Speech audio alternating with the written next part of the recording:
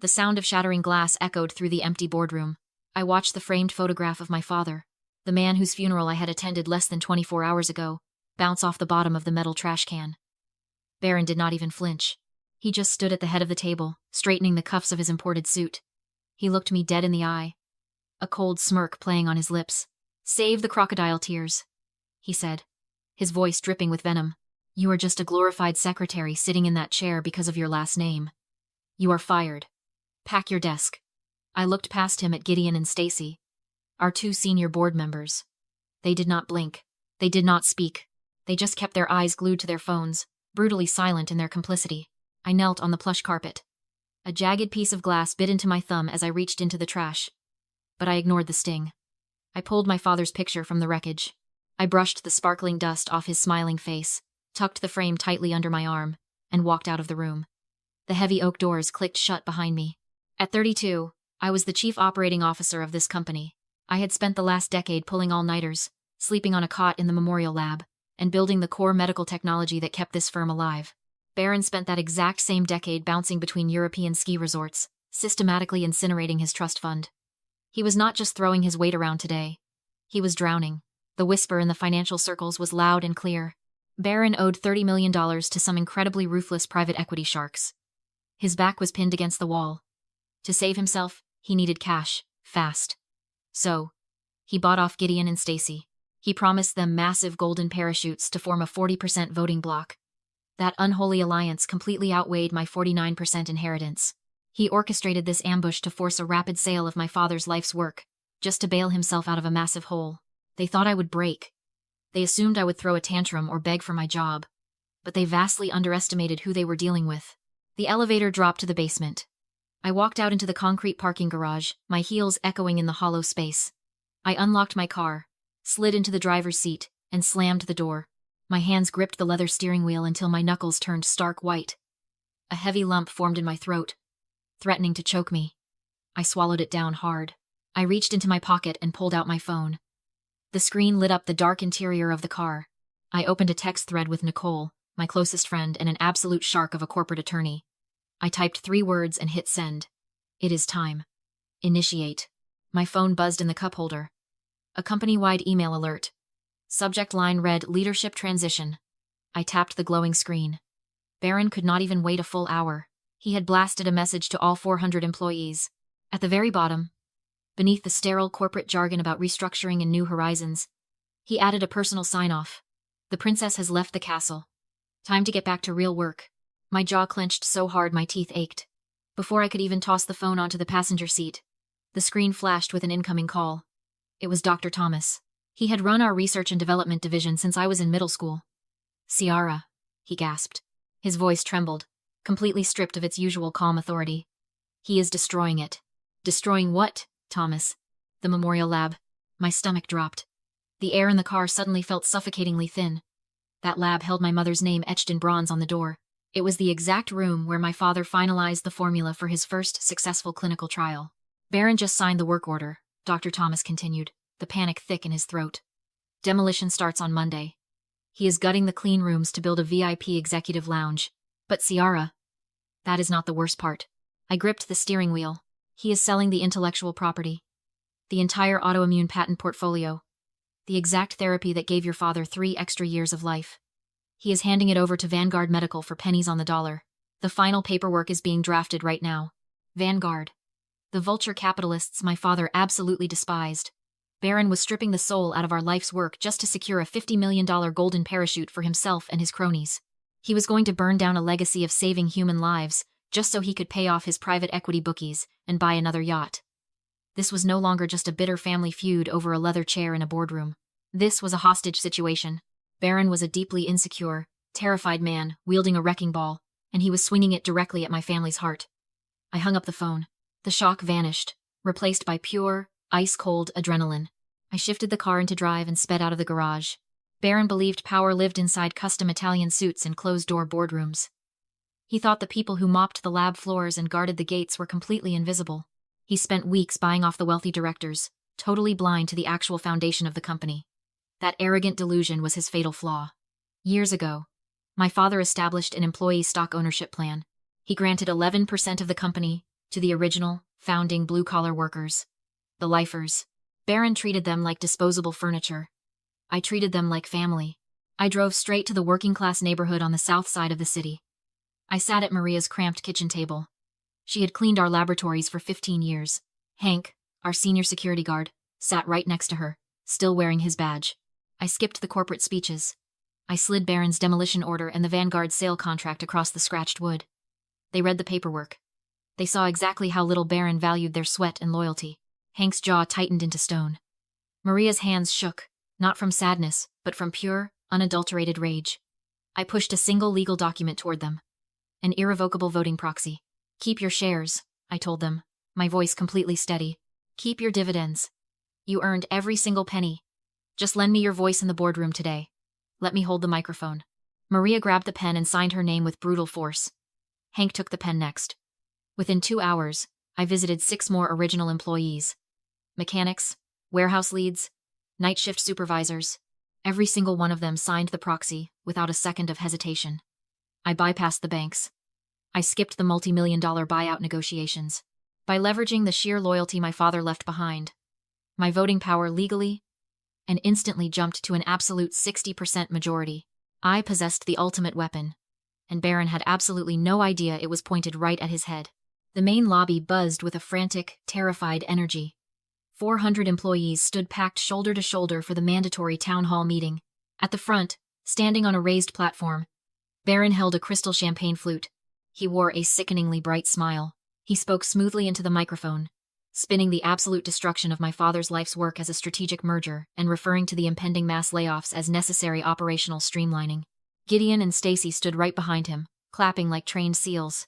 I pushed through the heavy double doors at the back of the room. The crowd parted instantly, creating a dead-straight path to the podium. His past insult echoed in my head. Cold and arrogant. Just a glorified secretary. But the woman walking down that aisle was not a secretary. She was an executioner. I marched straight up the steps of the platform. Baron stopped mid-sentence. His fake smile faltered. "What is she doing here?" he hissed at Stacy, covering the microphone with his hand. "Call security." I stepped right into his personal space and slammed a heavy manila folder directly onto the podium, right over his neatly printed cue cards. "This is a written consent of shareholders," I said, leaning into the microphone. My voice sliced through the absolute silence of the massive room. "Signed and legally executed 10 minutes ago by a 60% absolute voting majority." Baron stared at the thick stack of papers. His brain simply refused to comprehend the words. "Effective immediately, the board of directors is completely dissolved," I continued. I turned my head to look Gideon and Stacy dead in the eye. They stepped backward as if they had been physically struck. "And Baron, your contract as chief executive officer is permanently terminated. You do not work here anymore." Baron's hand began to shake violently. The crystal champagne flute slipped from his trembling fingers. It shattered against the hard floor, splashing expensive wine all over his polished Italian shoes. All the color completely drained from his face, leaving his skin a sickly, pale gray. The smug, untouchable billionaire vanished. In his place stood a desperate, sweating man, realizing his $30 million lifeline had just been cut. "You cannot do this," he screamed, his voice cracking. A thick bead of sweat rolled down his forehead. "Security. Get this lunatic out of my building." I stepped back from the podium and looked calmly toward the main entrance. "Hank!" I called out. Hank stepped forward from the edge of the crowd.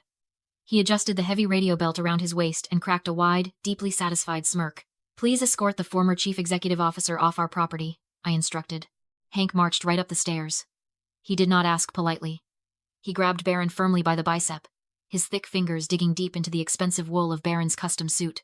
Baron thrashed and sputtered, spitting panicked threats about lawsuits and trespassing, but Hank just yanked him forward, physically dragging him down the center aisle.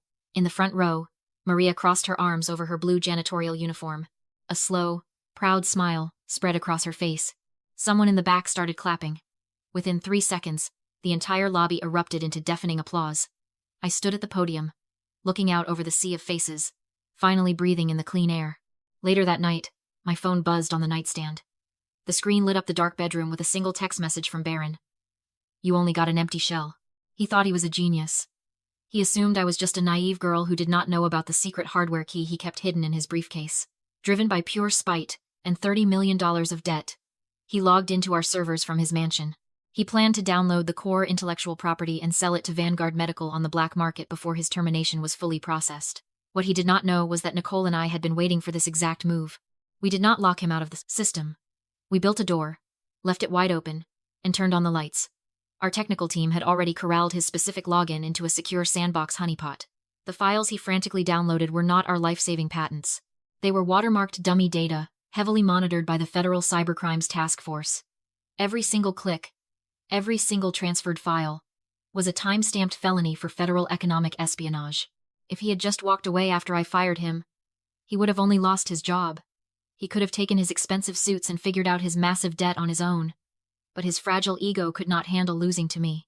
His profound greed, his absolute inability to accept defeat from a woman he considered completely beneath him, dug his own grave. I did not destroy Baron. I just handed him a shovel. At exactly 6 o'clock the next morning, federal agents kicked down the custom mahogany front door of his estate. They dragged him out onto his manicured lawn in his silk pajamas, his hands firmly cuffed behind his back. By noon, Gideon and Stacy submitted their unconditional resignations in a desperate bid to avoid federal conspiracy charges.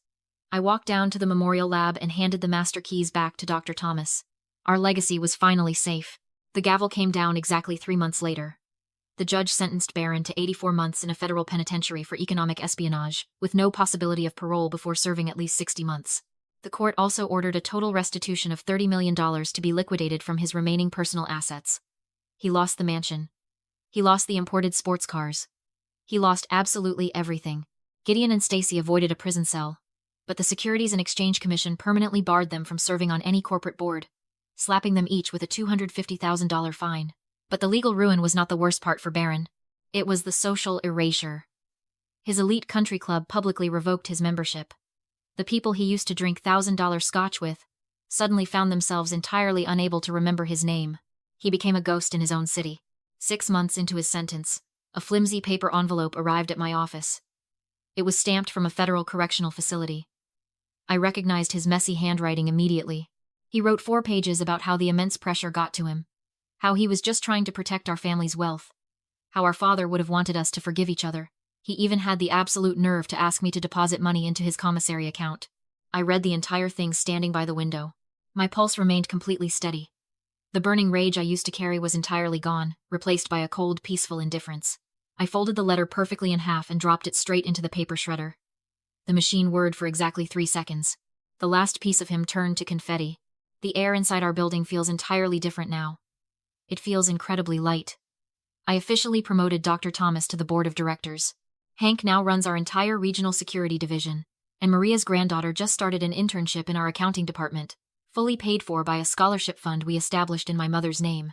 Every Friday night, Nicole and I order takeout and sit on the roof of the memorial lab, watching the city lights stretch out into the dark. I am surrounded by people who do not just share a payroll, but share a purpose. This is my chosen family. The chaos is finally over. We are just building. I am sitting at my father's desk right now. The city skyline is glowing behind me. And for the first time in my life, I know exactly why I belong in this chair. Men like Baron are dangerous because they are fundamentally hollow. Narcissists operate under the delusion that the world owes them a soft landing. They mistake what they inherited for what they earned. Their profound insecurity makes them incredibly desperate. And that desperation makes them totally blind to the immense strength of the people they consider beneath them. If you are dealing with a toxic narcissist right now, I need you to understand 3 things. Rule number 1. Titles do not buy loyalty. A fancy business card might make people fear you, but real power is earned by respecting the invisible people who actually keep the lights on. Rule number 2. Never back a grieving person into a corner. When Baron threw away my father's photo, he thought he was asserting dominance. Instead, he completely freed me from my last remaining moral restraint. By trying to break me, he created his own worst nightmare. And rule number 3. The ultimate revenge is calculated. Legal silence. You do not need to scream. You do not need to throw a tantrum. You just build a door, leave it completely unlocked, and let the villain's own boundless greed walk them right into a prison cell. Have you ever had everything taken from you by someone who thought you were too weak to fight back? Tell me how you built your empire from their ashes in the comments below. And share this video with someone who needs a reminder today. No one can extinguish your fire unless you hand them the water. Welcome back. I know exactly what you are screaming at the screen right now. You are sitting there wondering, why on earth did Ciara spend 10 years pulling all-nighters in a lab while her arrogant stepbrother burned through his trust fund? Why did she wait until her father died and she was publicly fired to finally put her foot down and strike back? It is easy to judge from the outside, but let me explain the psychology of toxic family dynamics. Ciara was not stupid. And she certainly was not weak. She was trapped in something called the slot machine effect, also known in psychology as intermittent reinforcement. When you deal with a narcissist like Baron, or a complicated family business, they do not treat you terribly 100% of the time. Every once in a while, they give you a tiny crumb of validation, a polite smile at a dinner, a vague promise that your hard work will eventually pay off when the time is right. You keep pulling the lever, pouring in your time, your health, and your sanity, hoping for that jackpot of genuine respect, but the house always wins, until you finally decide to walk out of the casino. When Ciara finally did walk away, she executed an absolute masterclass in financial self-defense. Let us break down her specific smart moves so you can use them in your own life. First, we have the audit strategy. Scammers, manipulators, and toxic people absolutely hate the details. Baron thought power was just wearing a custom suit and paying off 2 board members. He completely ignored the fine print, specifically the 11% employee stock ownership plan. Ciara audited her environment. She knew exactly where the hidden leverage lived. If someone is trying to force you out of a business, a lease, or an inheritance, stop arguing with them and start reading the fine print. Second, the buyout. Ciara did not try to match Baron's millions to buy back the company. She went straight to the janitor and the security guard and secured irrevocable voting proxies. She leveraged genuine respect to buy her freedom. In real life, your ultimate currency is not always cash. Sometimes, your greatest asset is the relationships you have built with the people the arrogant guys ignore. Third, building the case. Notice how Ciara and her lawyer handled the late-night cyber theft. They did not just lock the server doors or call Baron to yell at him. They built a honeypot. They documented every single click Baron made and let him hand-deliver his own felony directly to the federal agents. If you are dealing with a toxic ex or a corrupt business partner, do not interrupt them when they are making a mistake. Let them act. Document their choices quietly, and build an airtight case. Here is the final verdict. Your legacy, your money, and your peace of mind are worth protecting. But you cannot protect them with raw emotions.